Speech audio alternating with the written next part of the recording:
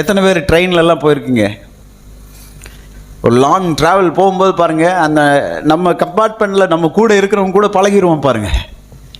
ஜாலியாக பேசி, நீங்கள் எங்கே இருக்கீங்க, நாங்கள் இங்கே இருக்கோம், உங்களுக்கு எத்தனை பிள்ளைங்க, நீங்கள் என்ன பண்ணுறீங்க, ஓ நீங்கள் பாஸ்டரா, நீங்கள் பிஸ்னஸ் பண்ணுறீங்களா, பாருங்கள் ரொம்ப ஐக்கியமாக பழகிடுவோம் பாருங்கள்.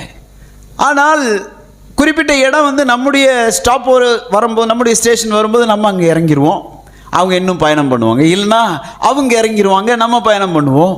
அந்த இடைப்பட்ட காலம் ஒரு இனிமையான நேரமாக போகணும் பாருங்கள். ஏனென்றால் யார் எந்த ஸ்டாப்பில் இறங்குறாங்கன்னு தெரியாது.